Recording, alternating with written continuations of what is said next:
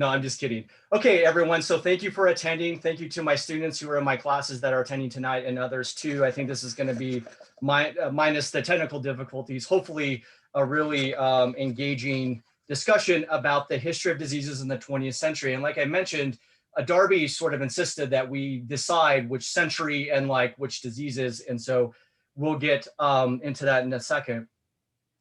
So as a historian of science and medicine is something I do here at UNK, I wanted to kind of focus in on some of the top 10, sort of, if you remember David Letterman back in the day, those of us sort of are dated now, but he always had a top 10 list of things. And so I decided, and Darby decided, it would be kind of fun to have a top 10 list of the 20th century diseases. And so living our best zoonotic lives, one of the things, at least on the history side of this, that really matters is that throughout the 20th century, one of the fundamental historical relationships in the 20th century, and you can make an argument this is true much longer and in a larger, grander way, is the zoonotic relationship between humans and non-humans. Oftentimes we think about history of 20th century in a lot of different ways, but I'd like us to think about it more in that way tonight.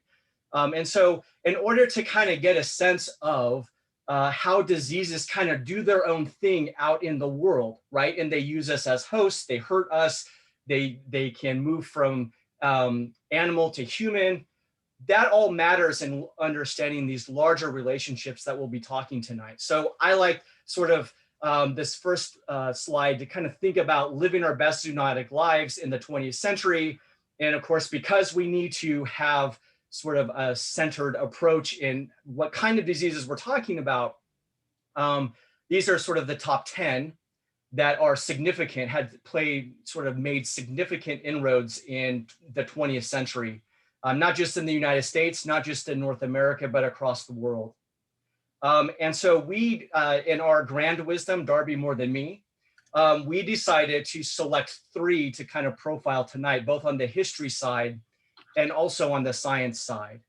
And I guess that's kind of the third theme for me, at least, is just, and one of the valuable things, I guess I would say, in doing this kind of event tonight is to really understand how intertwined the history of this is with the science and medicine of this. It's not like these are separate sort of entities. Like I was sort of talking to Evan in the beginning before we went live here. You know, it's great to study diseases and try to get a vaccine and go through that process, but then you've got to put humans into the mix, and all bets are off because humans. And so I think, centering it on sort of 3 sort of central predominant diseases that most of us know about, have a sense of, maybe even lived through an era when it was a scary thing, I think is a good way of kind of approaching this. And so we'll talk about smallpox first, and then influenza, which is probably most familiar with all of us because of COVID-19, and then finally polio to conclude tonight.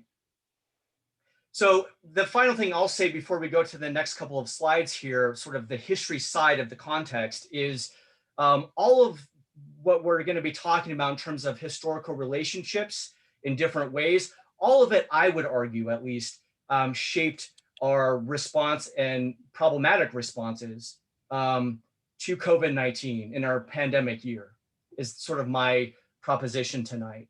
That all of these historical relationships that we'll be talking about sort of are revealed in various ways in the 20th century, really come into play and have this last year.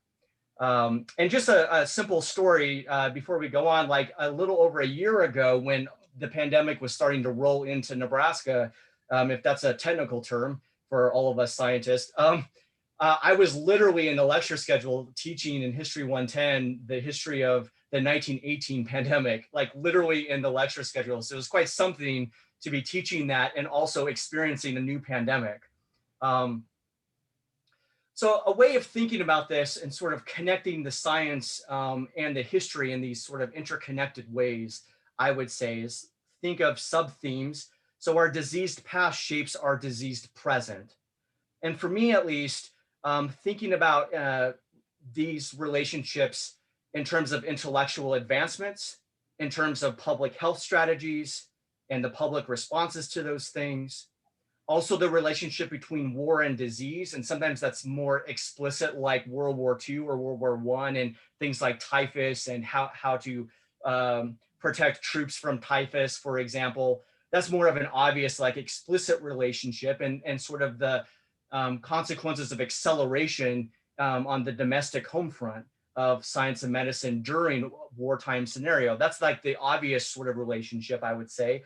But there's less obvious ones. And I would say, like, for example, the War Production Act that we're still employing right now in the United States to produce new vaccines and new amounts go back to the Truman administration in 1950, right? And so thinking of this as a wartime scenario is also a helpful thing to connect the present with this past, this very recent past, in fact. And then finally, because I'm an agricultural historian too, I like to throw in agricultural science because we're talking about zoonotics, also important, blending of agricultural science with science of human health. So those two advancements, sometimes they're sort of in Donnybrook with each other, kind of going, racing head to head, and sometimes they intersect, right? And I think that all of these things are important sub-themes to these relationships we're talking about tonight with diseases.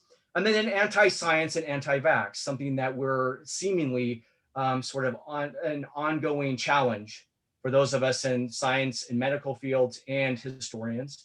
So it matters that we, I think, understand the longer history of anti-vaxism and anti-science sort of perspectives. And so we'll be talking about that in various ways tonight. And then finally, the unseen ally, science as study and science as weapon. It's sort of expanding on what I just mentioned. But I also think this isn't kind of an important ways of tracing the intersections of disease and human health and how, in particular, the United States responds. Although you could also trace these things in different contexts throughout the world, different countries, different relationships across borders.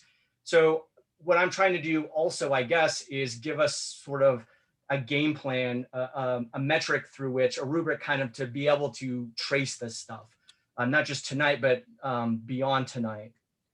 So the unseen ally part, science as study and science as weapon, sort of show us the process of things like discovery of infection. And Darby and I were kind of talking about this in the lead up to tonight and thinking about how oftentimes diseases, humans experiencing them, they sort of experience them before they just quote unquote discover them scientifically.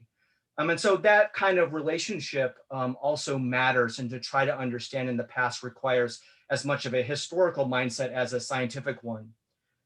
So discovery and infection, transmission tracing, mitigation, vaccination, professionalization in laboratory environments, and then what some would say in the field, right? How does it play out beyond the laboratory? And then also, again, new agricultural sciences. Like all of that to me plays a role here. And so I think the first way to kind of see that context is in the history and the science of smallpox. And so I'm going to turn this over to Darby now, and he can talk for a while. Yeah, I'm going to expand a little bit on some of the topics for every one of the diseases. I'm going to try and hit some science information, basic information, and then roll from there, kind of pick something I'd like to grab related to that last slide, whether it be mitigation, whether it be vaccination, and then also try and roll us back to something that may even play to the present with coronavirus. And, you know, we've seen things in the past and we're maybe seeing some of it now. I try not to hopefully step on too much of David's toes as I go along of areas that he would want to cover. So let me roll from here. So smallpox, right? The first one we want to cover here. So just flat out information wise for this one, definitely we get some indications that it's been around for probably 3,000 to 4,000 years, lesions on Egyptian mummies. It could be longer than that, but that's kind of a timetable. It's had a long, dark history with us, you know, infecting lots of people, even in the 20th century. And, you know, when people get sick, that range of people who would die from an outbreak could be 15 up to 30%, especially with the major one that caused the problem, the variola major. Two types of virus. The major was the problematic. It'd be very rare. 1% might die from minor as far as a problem.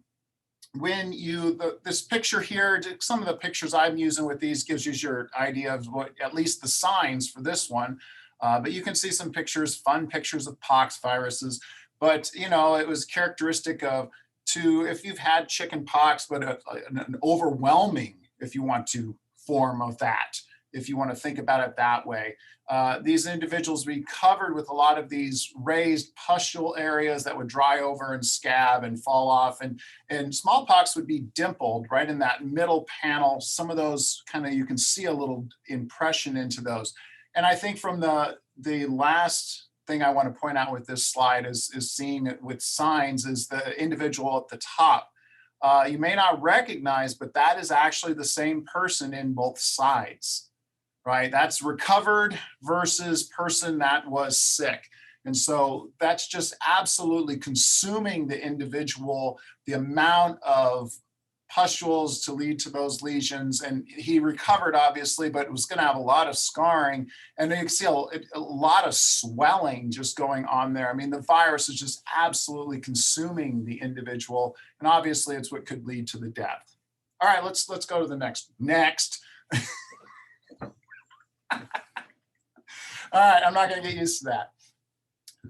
Where did this come from with smallpox? And so this was a study that was done. If you take the sequence information and line it all up with a lot of other pox viruses, and we're really concerned in the middle part of that phylogeny there.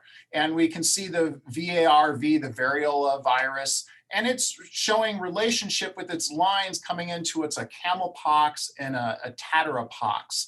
And then they're throwing in a lot of other pox viruses here on the figure, a lot of cowpoxes, monkeypoxes in there, things like that. The bottom line, what I want to have a take home from this is they all kind of have a relationship of a past of coming from some animal, right? A past of where we figured out, and we might have seen that or not, but there's some past of basically a rodent past I like to think of for a lot of the poxes, and that's from somewhere in Africa. Now, some of them have left. Even to this day, camelpox prefers camel. It's kind of left its rodent past, and smallpox did that too. Smallpox left a rodent past and really wanted just us, just humans. And so when you think about that, even scientifically, if you figure out that information, how can you control? Can you do things mitigation-wise when you figure that out? Can you reduce exposure to rodents? Can you control them in some ways? And sometimes that's impossible with these animals, but we've seen these connections with diseases in the past to these animal pasts, right? And we see with lots of them, we saw with HIV, there's a connection to an animal past. We see connections to animals with things like influenza and even coronavirus, right? And so I think, do I want the next one? Click the next right here. Yes, just there, right? So with coronavirus, right, we know that it has a tie to an animal also. Initial studies were done last year about May, and I just looked at another one earlier today, and they were really honed in that it came from a bat. There's a very similar related CoV-2 relation virus through bats, and it's also related to a version of the virus that goes through pangolins. And so the belief is right now, and it was even kind of last year, that this came from bats, worked its way through an intermediate through pangolins, and now it's with us.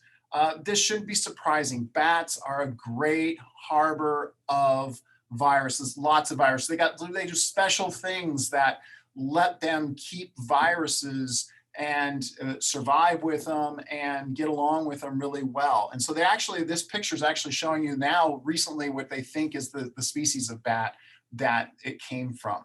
Pangolins is the intermediate, shouldn't be a surprise either.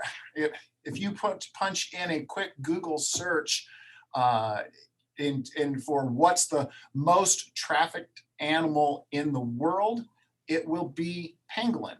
A lot of people think elephant tusk or rhino horns. No, it's this other kind of armadillo-looking type of animal that we have, that we like to get close to and traffic in various ways.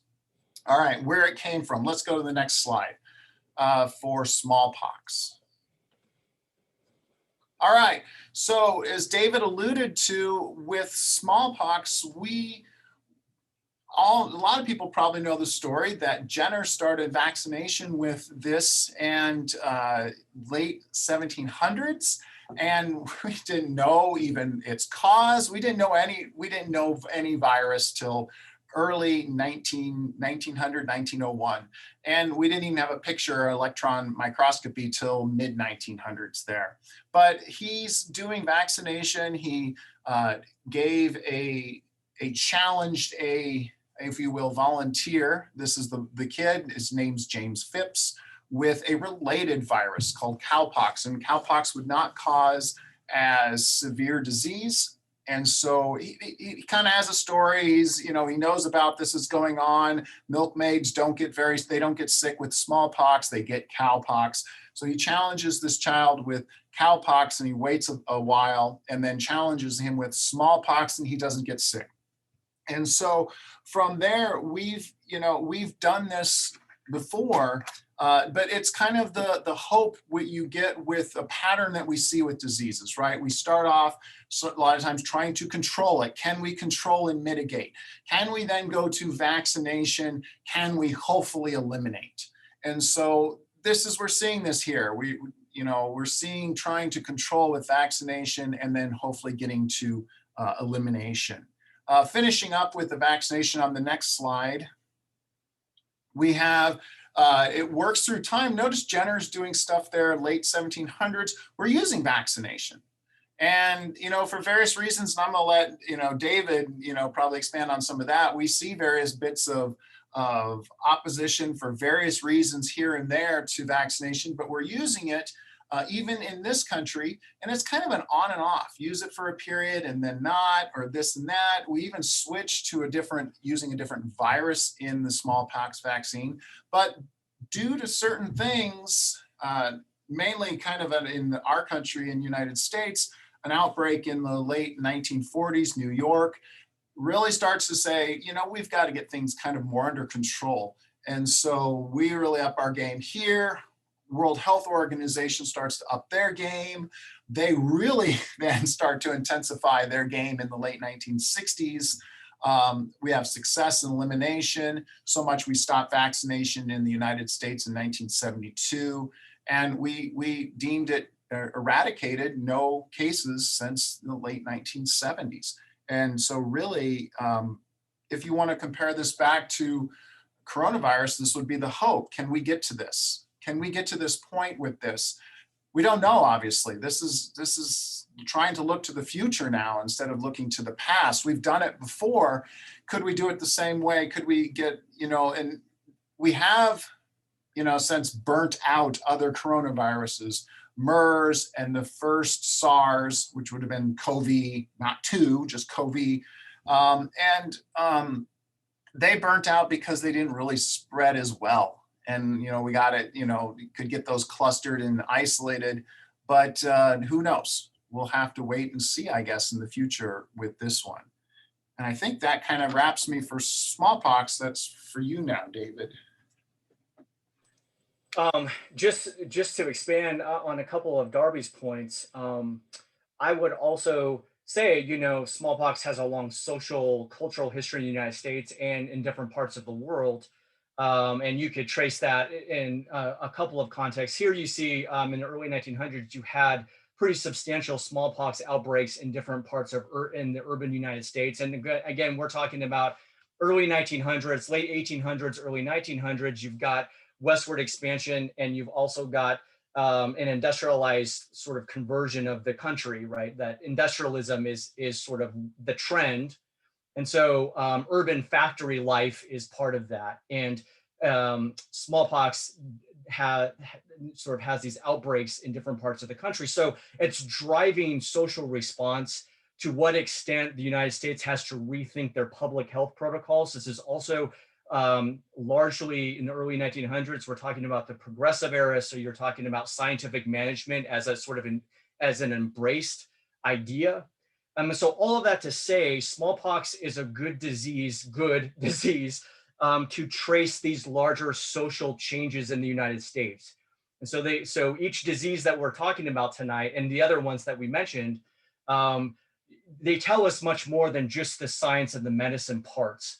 And I think that's an important part, that's sort of a point that we're both making in our own ways. Just three main quick points is the relationship between smallpox outbreaks and expanding urban communities and new public health protocols tells us a really interesting and important story there. It's also showing how smallpox is selecting human sort of hosts as vectors, and that is sort of where the ideas around microbes and germ theory is evolving with this in the United States. And so that's part of it too. And then finally, I like to bring in like post-World War II ways of mitigation, and also thinking about vaccines and sort of in a larger national context during the Cold War, where science becomes kind of a weapon against the Soviet Union, one of the weapons, right? And so part of that, smallpox like reveals the evolution of science in the Cold War era too, which ultimately gets to Darby's point about the WHO and where essentially smallpox is eradicated. Of course, some people would say that's kind of a problematic term in its own way. And we could talk about that at the end if we want as well. So this is just sort of the sort of historical, pathways that complement the scientific ones when we're talking about smallpox. So let's go on to the flu. So Darby, All right. again. Looks like influenza. So moving on to our second disease here that we're going to highlight. Once again, I'll try and give some background here and try to tie some things in with what we went to see in the past and then related to coronavirus, and maybe we have some things going on here. So let's just get through some of the base information here. When we're talking influenza here tonight, I'm really concerned about influenza A. B would be more rare, C would be a PUD. And when we talk of influenza, we got to remember these types of things. You say, well, it's very similar to a cold. Yes, it might be very similar to that, but man, I always say to folks, one big giver for influenza is if you've got large muscle groups that are very achy, chest, upper legs, you might be dealing with A, right? Something with influenza. Influenza has, A has subtypes and strains. And before I get into talking about those, it's been kicked around probably 6,000 years. Hippocrates was writing about influenza and this coughing type of disease, and there's pretty good evidence that it's probably something he's going on about. But it always has these subtypes and strains. And so let's go to the next slide. I think that kind of gives us more information on these. All right, so when we say these subtypes, and so the surface of the virus is going to have these glycoproteins, and the HA up there stands for a hemagglutinin glycoprotein on the surface, and the NA is a neuraminidase. And there's, as we know, 18 different versions of the hemagglutinin and 11 different versions of the neuraminidase. Think about that. When I say a different version, it's really different. And I always like to tell when I teach kids in class of think if a virus had a number on its surface, and clearly it does not. But think of it if it had just the number 1 on the surface, right? And another different subtype would be that same glycoprotein, but it's the number 2. Clearly, those are very different from one another, right? The number 1 versus the number 2. But we also deal with different strains of these subtypes. So think if you took the number 1 and put a little dot on the top of it. It's still the number 1. It's not a different subtype, but it's a different tweak to number one. It's a different strain of number one. And so that's what we get with influenza A, these different subtypes that can be put together. And look at that with those different numbers of those, the hemagglutinin and neuraminidase. You could have a HA number 2 with a neuraminidase number 7, or HA5 with NA10. Think of all the different combinations of those subtypes. And when those get put together and they've never been, human population has never been exposed to a new subtype that's going through, it's going to be pandemic time, right? The new strains, we see those every year. A lot of those initial subtypes that we were exposed to in our past, now every year it's a different strain, right? A different tweaked version of that subtype that goes around. They have a bird past, right? Their animal favorite. All subtypes are in birds. That is their natural reservoir, but pig is the mixer.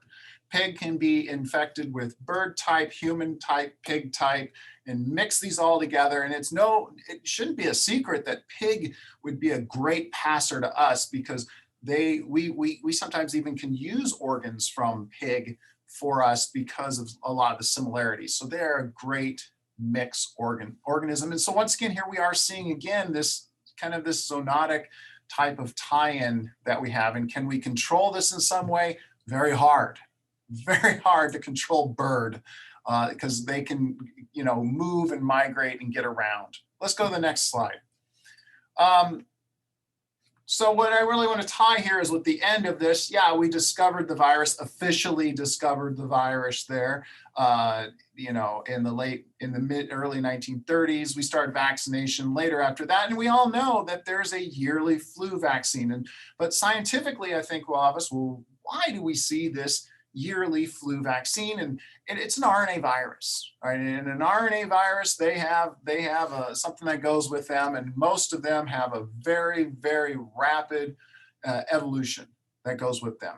HIV follows this pattern too, and influenza is no different. It's that different strain we're seeing all the time.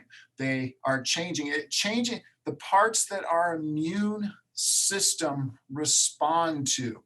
That is constantly changing. And if it changes, then our body's not going to recognize the new strain the next year. We have to have a new vaccine to basically protect us from that new strain. So where I like to tie that with what we're seeing right now, are we seeing changes with coronavirus?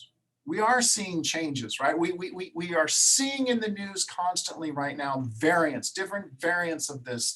And but right now, we're seeing something a little different with vaccination, right? Right now, we're seeing good protection from those variants with our vaccination. So we may see with coronavirus change, but I think we may also see, but this could obviously change. But I think right now we're seeing pretty good protection from the vaccine. And remember, every virus is going to be different. What part is our immune system responding to? And, in coronavirus, it may be we're responding to a certain part that it really can't afford to change that part. It can change other parts of the virus to cause problems, but that part's got to stay put, right? And so hopefully we get that. Hopefully we get that it can't change that part really well, and it has to keep that. It may change in other ways, but we can still have a vaccine that will protect us. So we got to see in the future for this one. I'm going to let David take more of the historical things, I think, next with this one and go from there.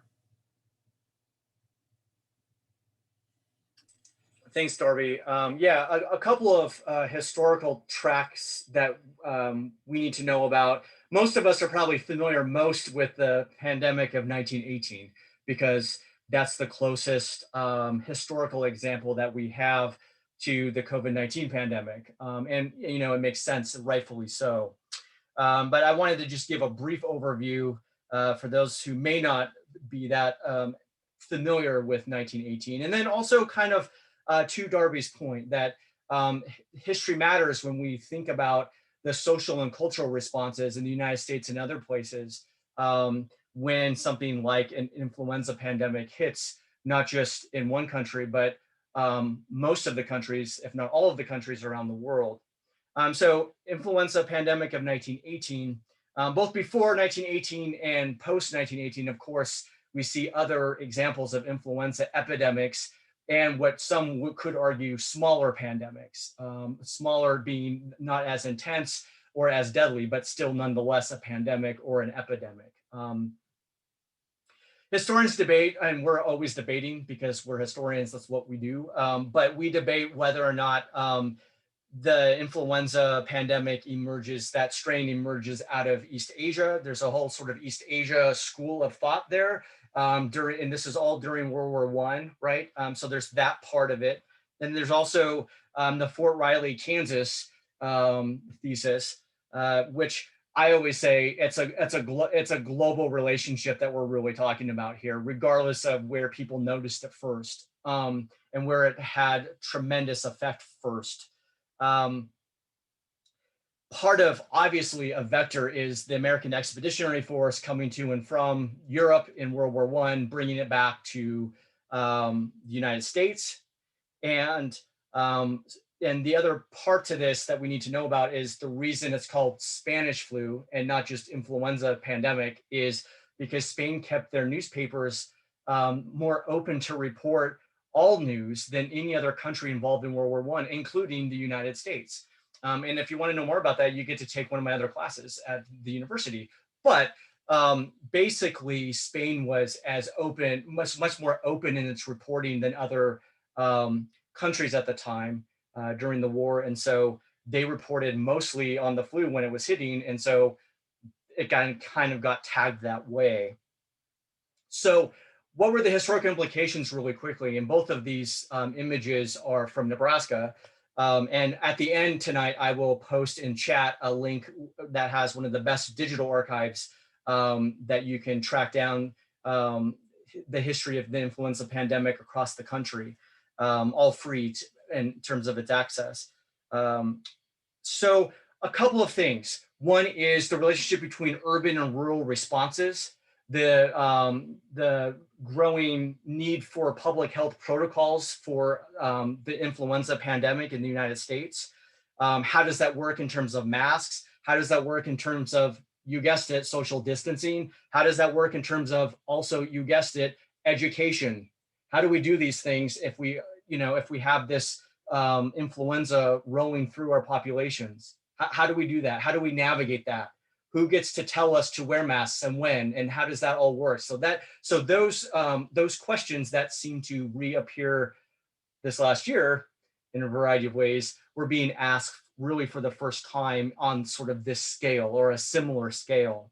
By summer of 1919, the flu pandemic, as much as it can come to an end, came to an end. And basically those who were infected either died or became immune. Now, 1918 established this protocol sort of infrastructure that would serve the United States and other countries beyond 1918. And so when a smaller, what some historians would call a smaller flu pandemic affected the world in 1957 and 1958, which killed around 2 million people worldwide. That includes 70,000 people in the United States, as well as in 1968 and 1969, that was mainly an epidemic in East Asia, but 34,000 Americans died from that in the United States. Those two influenza moments relied on similar public health protocols during those eras. And then we have COVID-19 as well. So we don't have to relive this last year to understand some of these similarities to the 1918 pandemic and continuities, I would say, and COVID-19. So with that, we're going to move to our last disease for the evening, not to be flippant, but polio. And so Darby, I'll let you take over again. All right. So as before, like I'm going to roll through some basic beginning science with polio, wrap up some things, maybe tying in that I see with coronavirus, and then let him wrap up at the end for our whole presentation. All right, polio, obviously the disease caused by the virus named after it. 3 forms for this one with polio. A non-paralytic form would seem very much like any type of other cold, some headache, stiff neck, fever, things like that. A small percentage would roll to a paralytic type of form of the disease where they'd lose reflexes, muscles would be weak. It may have floppy limbs, loose limbs, things like that, which could lead to some atrophy of muscles. And then another side thing with polio would be of individuals who could get over their initial early polio and then several years later develop what's known as post-polio syndrome, where they would once again have fatigue, muscles wasting away, breathing problems, things along those lines. Bottom line, the post-polio was issues with virus is gone, but having motor neurons, areas where the nerves and the muscles would join up, would start to fail several years later. Mitigation-wise, we'd figured out that it's fecal oral, pass through generally fecal contaminated water, and obviously getting on foods we'd eat or water we would drink for that. And so if you're looking at a past ties with mitigation, can we do things about this? Is this beneficial? Were we doing good things with that? There's, obviously that helped in the control of this one. Let's go to the next slide here. All right. There's description of the disease going back as to late 1700s, but it may be even further back than that. Maybe we're getting some information. This little picture here on the right with the Egyptian with some of the hieroglyphics, but one individual there, he's kind of having maybe a walking stick and a disfigured type of foot down there. So were the Egyptians getting at knowing something like this was going on? Once again, they may have been, we don't really know for sure. The virus, like a lot of the viruses, were identified after we figured out viruses, like I said, in early 1900s. And you got to a point of about, up in the 1940s and 50s, about in this country, about 40,000 cases a year. I'll touch on it a bit. I'll leave more of it for David, though.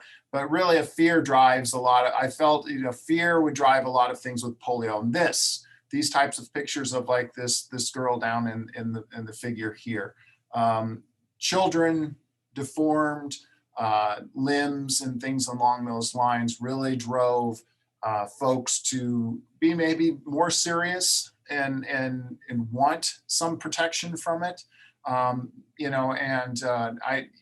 It's one of those things that sometimes there's other things that help us get further along with the disease. All right, let's go to the last one here I have with polio. So I want to finish up with something with vaccinations with this and tie it a little bit to something with coronavirus. So the inactivated poliovirus was 1955 was introduced. It actually went away, and then it came back much later in time. We got to Sabin's in oral in 1960 vaccine. Bottom line, we were very successful in this country, obviously, by the 1970s with no cases.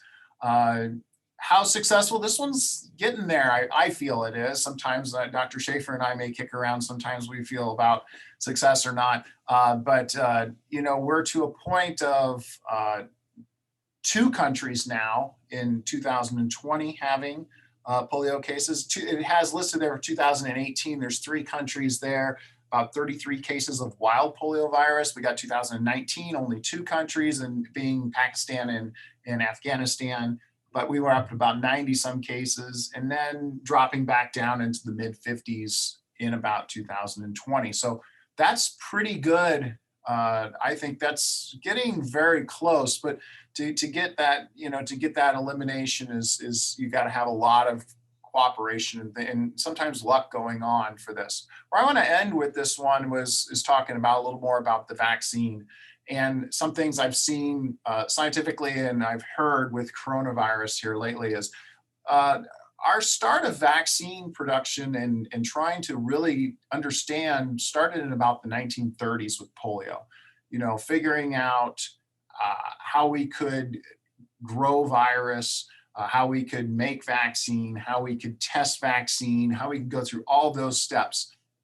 And, if you're saying something in the 1930s to, 1955, you're looking at something around 25 years. And I've heard with coronavirus from various people say things along the lines of, this was a very fast vaccine. They're afraid of that and because of the speed of its production. And I want to remind people of some things we don't see is the same thing's gone on, right? We had to figure various things out to get to the point of the type of vaccines we're using with coronavirus. We're using these mRNA style vaccines for most of them.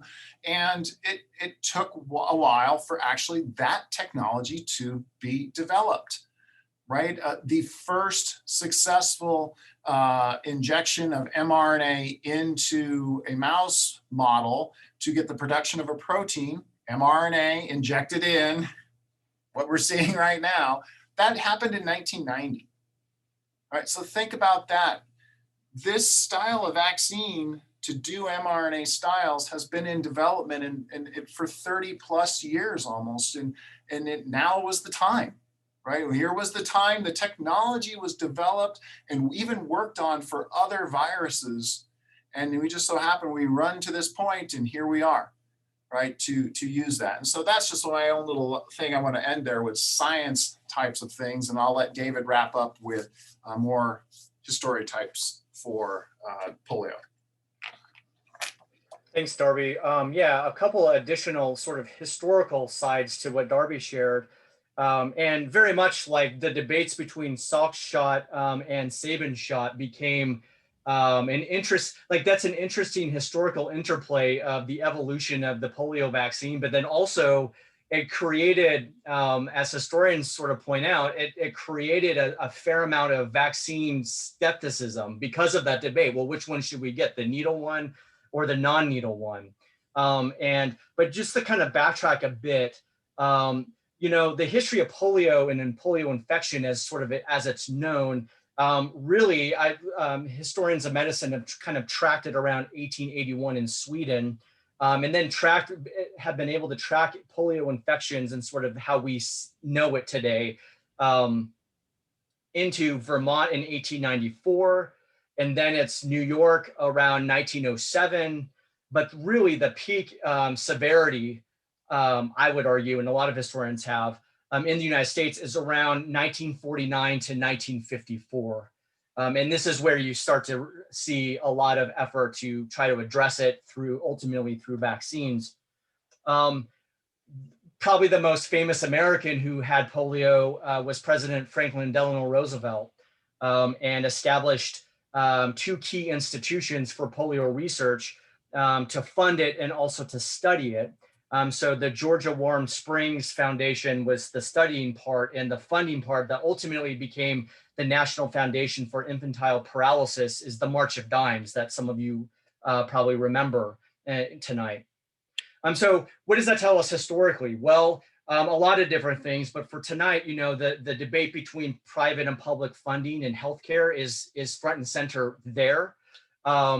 Polio is not what some people would call a societal disease, which means social standing or social sort of, if you're wealthy or poor or middle class, right? It does not determine your likelihood of infection, whether that's, that's a cultural distinction in the United States and throughout the world. So polio could affect anyone at any time, no matter how you tried to hide from it or how rich you were or non-rich you were, you could still contract it. And so that matters because there's also sort of, to Darby's point, a terror of infection, right? And some of my students in semesters past have done projects in History 110 that they interview their grandparents living through the polio era. And they talk a lot about in those interviews about how their friends would just wake up one morning and they were sick, right? And so that sort of fear really drove the infrastructure for ultimately vaccine research and the breakthroughs through of vaccine research. So that's part of it. Also, the final thing I'll say which is the Cutter Lab incident. And I don't know how many people know about this incident and the history there, but basically it was sort of in this similar context that COVID-19 vaccines have been expedited. And instead, Roland Cross reported sort of that they rushed the polio vaccine, and so they didn't allow enough time for the virus to become inactive, and they actively infected a series of patients. 51, I think, people, if I remember correctly, from that Cutter Lab incident became paralyzed, and 5 of them died from that mismanagement. So ultimately, what were the historical ramifications of that? It was sort of looking at public health through a negligence lens rather than an oversight lens, like trust the government oversight, right? There's a possibility of negligence that created skepticism. And it led to more effective and increased federal regulations of vaccines, which on one hand meant a higher sort of standard and threshold of safety.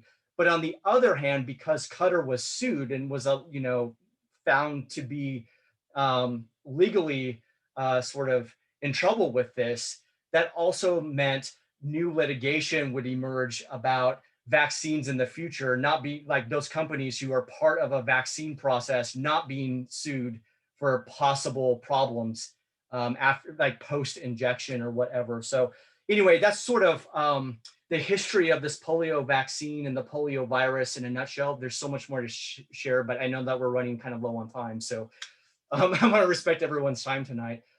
Please talk to me later if you want to know more.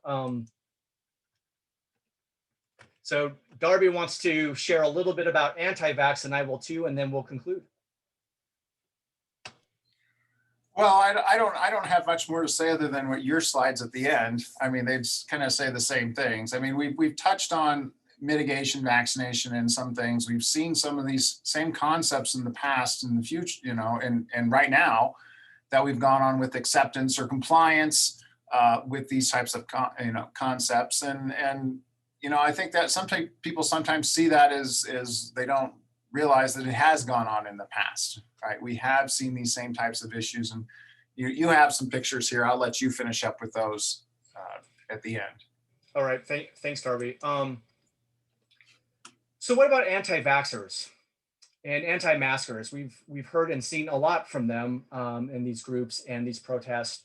Something that did not exist in early 1900s that exists now is social media, obviously, but that does have adverse effects to this sort of ongoing rhetorical resistance, if not actual resistance, against public health measures. So I have this sort of provocative last few slides: give me liberty or give me death, anti-maskers, anti-vaxxers, and public health protests.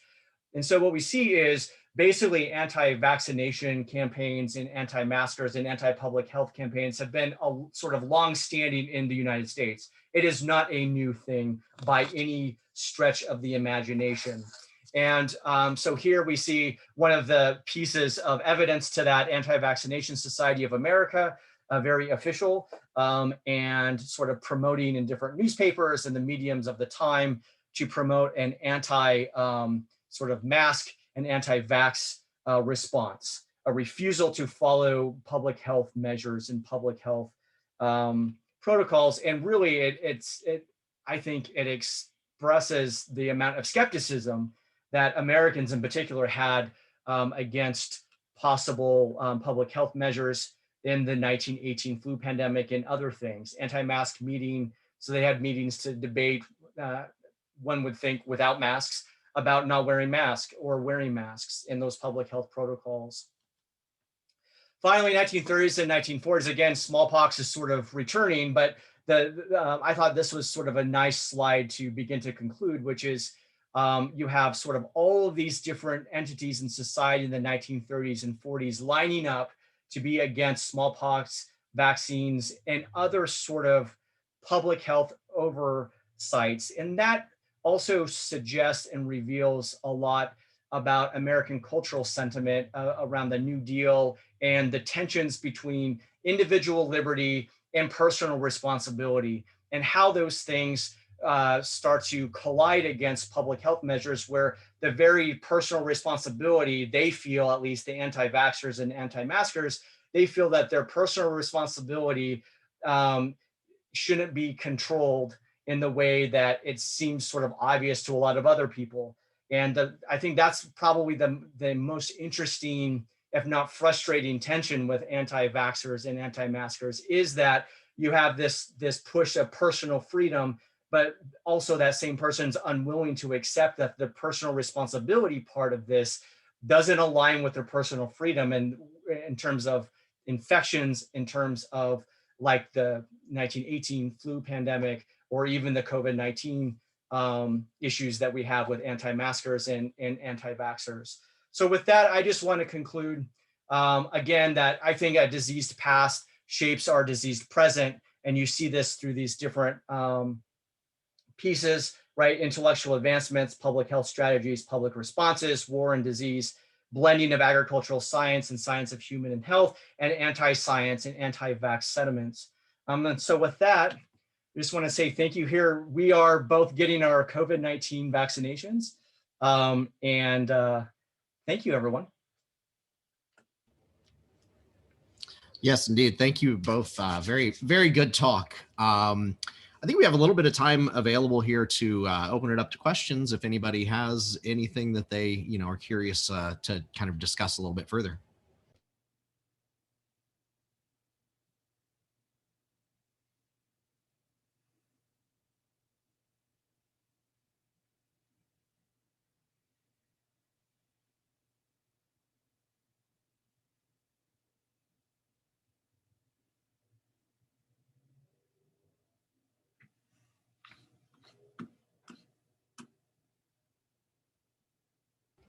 I would be a bad host if I didn't have one, but I don't want to monopolize.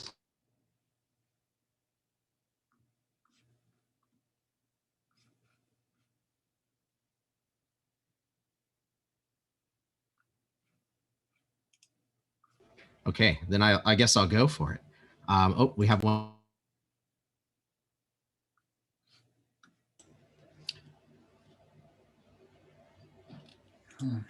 So we have one here from Catherine. If you had to pick one thing, what's the number one lesson we can take from the past pandemics to apply to COVID today?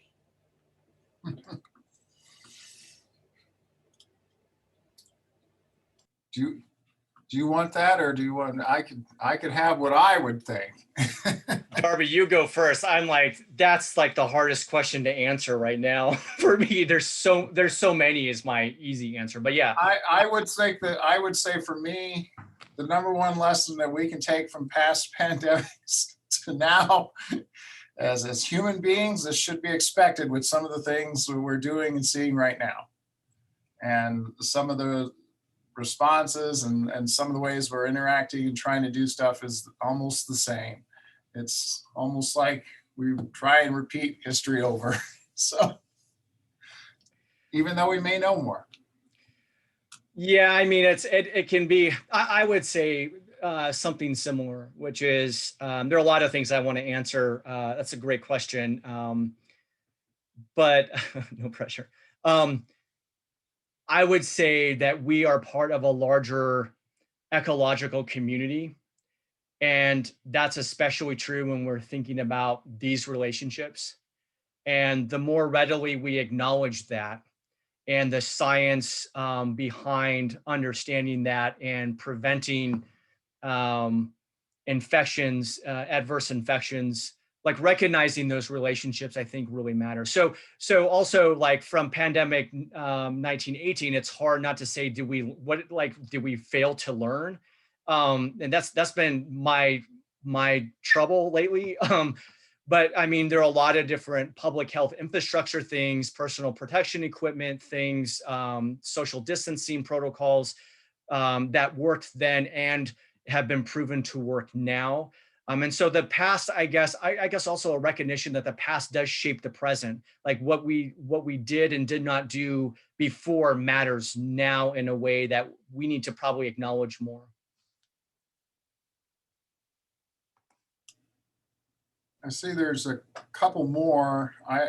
There's one for David and there's one I think I know this. I know the second one with bats. So on the third, so I'll take the bat one. David, I'll let you go next on Ladon's question. But the question on bats is Kim asks is why bats? There seems a number of viruses that jump from bats to humans, and then the end is why.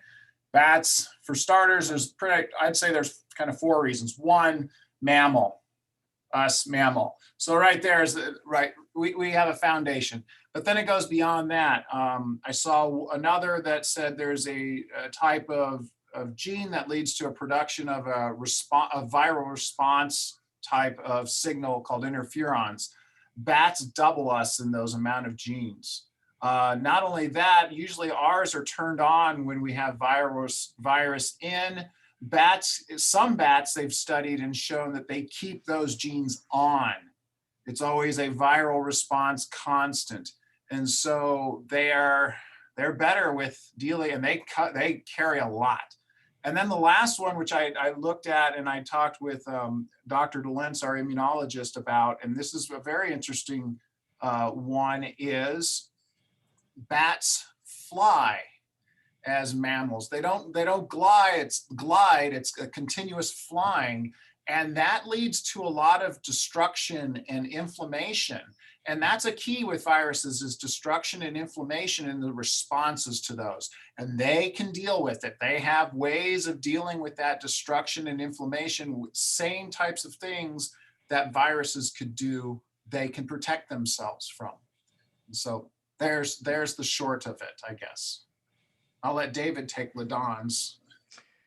Yeah, Ladon, that's a great question. Thank you for asking. Ladon's asking, were there anti-maskers in Europe and other parts of the world as well? I'm presuming you mean like during 1918 flu pandemic. And my question is probably, I haven't done that much study on a global sort of protest movement or global protest movements around masks and other things. I know that Christopher Nichols out of Oregon State University is one of the foremost early 20th century American historians, but also sort of looks at the early 1900s sort of in a global context. And he's done a lot on the influenza pandemic of 1918 this last year on Twitter and other places. So I'm certain that there were part of the challenge to find that is because of World War I and the extent to which countries restricted newspapers and reporting and sort of the propaganda around those restrictions, and not just the United States but other countries. So that's sort of my answer. I would assume that there were, but I just don't know for sure until I kind of study that more. Thank you, David.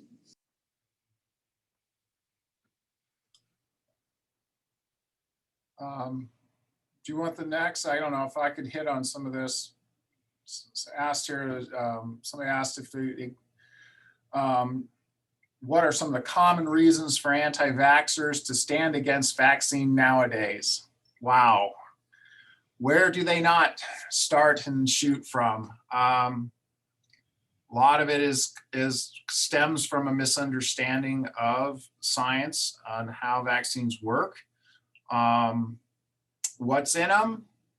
It just is a whole. I always say they need so bad a general chemistry class of what concentration of chemicals are, how much. I could go on. This could be a science cafe in itself. I mean, we see a lot of the same things, a lot of mistrust with medical, a lot of mistrust of science, even though they sometimes they get the messages wrong with them. But I really personally, and this is just me personally, this is no evidence of whatsoever, but I really feel that when it comes down for an anti-vaxxer, it really comes to the core. For that individual. I really think it just comes to that they're just afraid to get a shot. I mean, you think about it, a lot of people are fearful, and that fear drives something to find something else to fill that. And just to me, it would be, maybe that'd be a great psychology project or something along those lines. I don't know. But anyways. Yeah, I mean, it's a really good question. Historically, it's 100% fear-based. And I would argue that it continues to be so a lack of specific knowledge about sort of the scientific process, the distrust about sort of an overarching public health authority that's conditional based on circumstances, not sort of all the time, but it's conditional based on circumstances. So that's all new. And you add to the fact, or add to the sort of mixture of being fearful about putting something into your body, a vaccine, that's been, like, there's a certain amount of trust involved. And so it's a very personal thing to inject something into your body. And I think all of that starts to well up into a pretty extreme anti-view of vaccines right when you need them the most. And so it's a very, like, personally, it was a very emotional thing for me to get the COVID-19 vaccine. And I didn't really think, I mean, I'm a historian that thinks about this stuff a lot, and I didn't realize it was going to have that kind of an emotional effect on me because of the amount of fear I was just sort of encountering day to day in this last year. And I didn't always process that. I don't mind sharing that with everyone. And so I was actually thinking while I was sitting there for my 20 minutes, if I feel this way and I trust the science and I'm thankful, and I understand the history and the politics and all that, and I'm here doing this, like, imagine someone who's so afraid that they see it differently. And I think that matters to try to understand rather than just critique. That it's a very personal choice on some level, and they're really afraid. And you certainly can see that in history. And sort of, I don't want the government telling me what to do. I believe in my personal freedom. You'll hear these sorts of lines. And I always bring up, well, so how does this work between personal freedom and personal responsibility? Those things, sort of have to work out in tandem. So, and your personal responsibility to the larger community. Like, so how does that all work for you? And we have those good faith, I try to make them good faith conversations. And so I bring in history and sort of current ideas about this to try to talk with them. And, that's sort of been my approach with some of the anti-vaxxers I've encountered.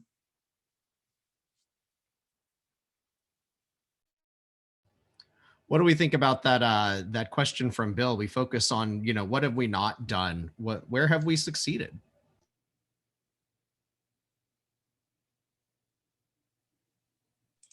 Well, I guess I'll start. I mean, the success that, in a lot of ways, and I think, Bill, to your point, it's really easy to, and Evans, it's really easy to kind of focus on all the places where we're missing the mark, which I think is important to, like, address those and take those head on. But also, it does matter that, for example, that we have vaccines right now.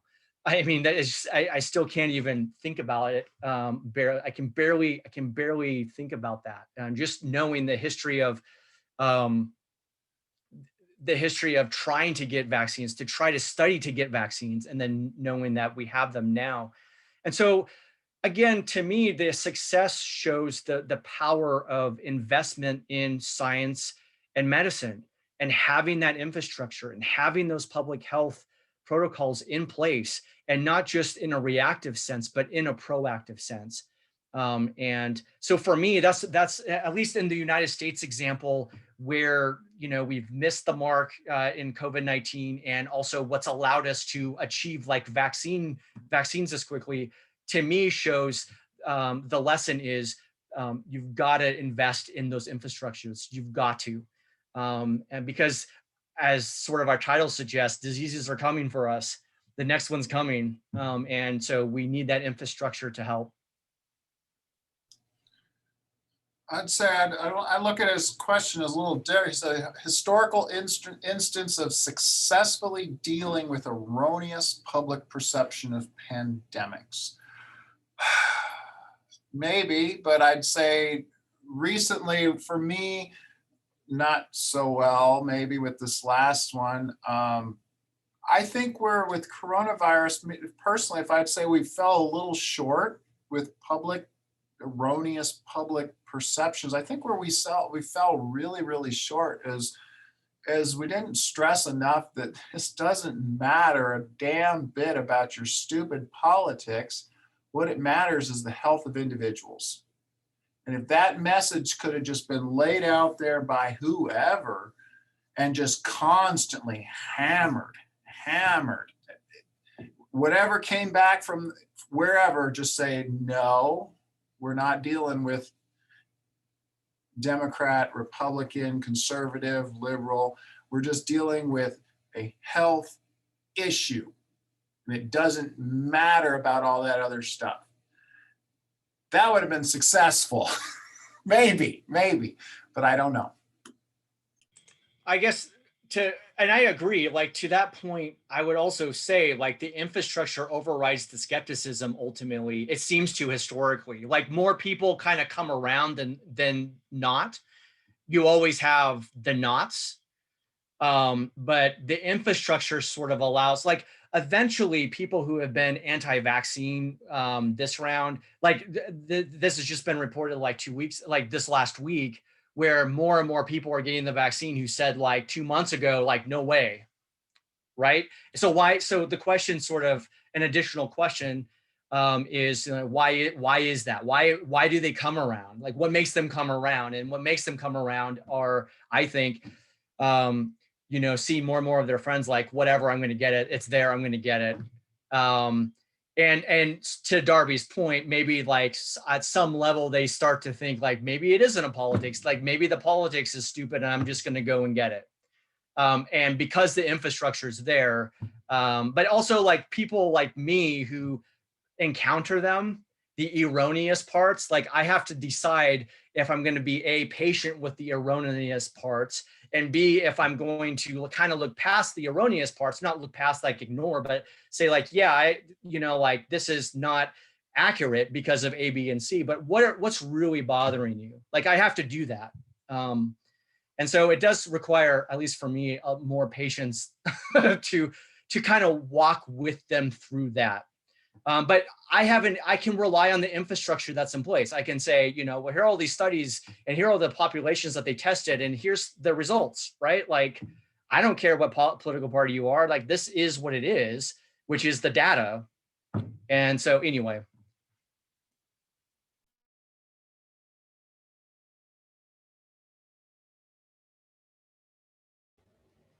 All right, so I'm going to throw my question out there, and nothing against David, but I think this is definitely more of a Darby question.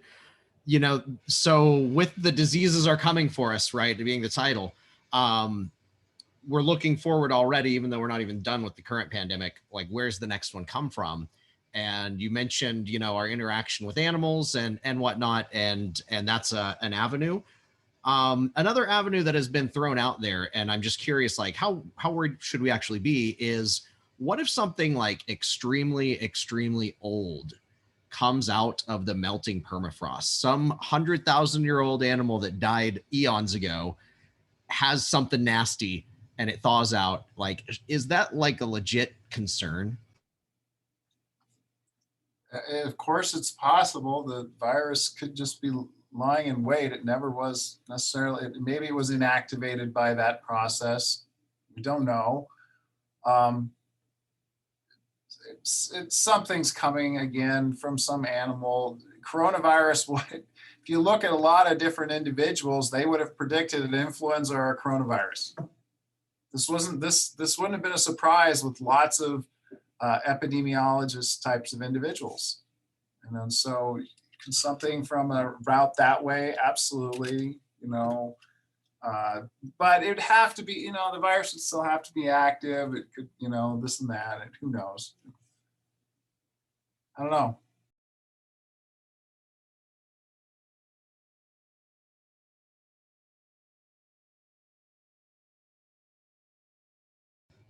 David, I don't know how up on ancient history you are. I mean, enough to teach our class, but I would say, yeah, I'm not an ancient historian by any means. And I don't, I want to see that movie.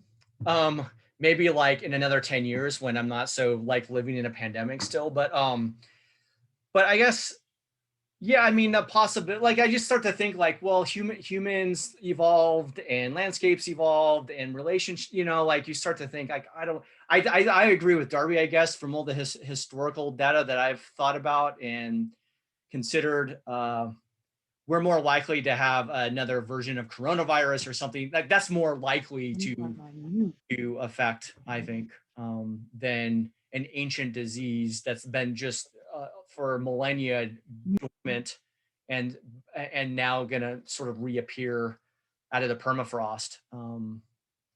But I would watch that movie.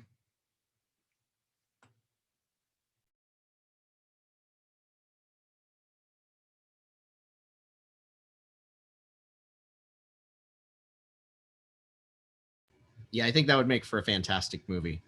So I'm just going to say last call for questions, and then we'll wrap this up. Mute. They're mute. Mute. Maybe it's on mute. I think it's on.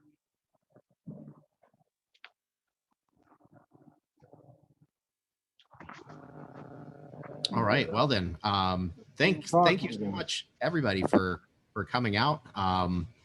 Appreciate it. Great turnout. Excellent talk, fellas. I look forward to the next time you do it.